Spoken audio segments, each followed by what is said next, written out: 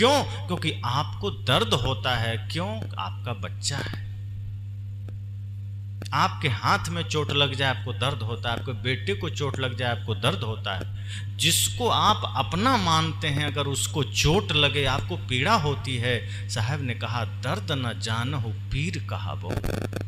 कहा एक पीर, एक गुरु, जो मौलवी मुसलमानों के जो गुरु होते हैं उसको पीर कहते हैं। साहब ने कहा तुम गुरु बनते हो, पीर बनते हो। पीर का मतलब कौन है?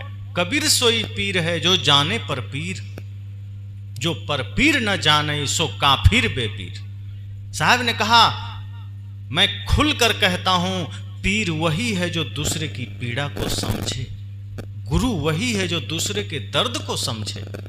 और इस मामले में सदगुरु कबीर अद्वितीय। वे तो कहते हैं मैं रोवूं इस जगत को, मोको रोवे न कोई। इससे आप उनकी हृदय की विशालता को समझ सकते हैं। कोई पुत्र के लिए रोता है, कोई पत्नी के लिए रोता है, कोई घर के लिए रोता है, कोई धन के लिए रोता है। सदगुरु कबीर का हृदय कितना विराट था, उनका हृदय कितना प्रेम से भरा था, कितनी करुणा थी उनके हृदय में। वो समस्त सृष्टि के लिए चिंतित थे। वे कहते थे कि जो सुख मैंने पाया है, जो शांति मैंने पाया है, मैं चाहता हूं जगत के सभी लोग सुखी उस सुख को पाएं, उस शांति को पाएं। मैं जगत के लोगों को जब दुखी देखता हूं मुझे पीड़ा होती है, मुझे कष्ट होता है, मुझे दुख होता है। उन्होंने कहा तुम गुरु बनते हो, पीर बनते हो और तुम्हारे अंदर दया नहीं, दूसरे की दर्द को देख रहे हो और उसे दर्द दे भी रहे हो। दूसरे के दुख को, दूसरे के दर्द को देखकर जिसका हृदय द्रवित हो उठे वही संत है, वही गुरु है। और तुम कैसे पीर हो कि तुम दूसरे की हत्या करवा रहे हो?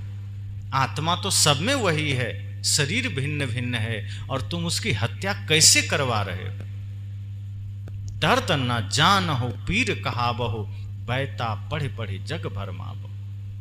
साहब ने कहा न तुम्हें दर्द का पता है, न तुम्हारे अंदर करुणा है, न दया है। जो इस धरती पर जो भी मनुष्य रूप में जन्म लेता है, साहब कहते हैं उसके अंदर दया तो होनी ही चाहिए, करुणा तो होनी ही चाहिए, प्रेम सत्य हिंसा तो होने ही चाहिए।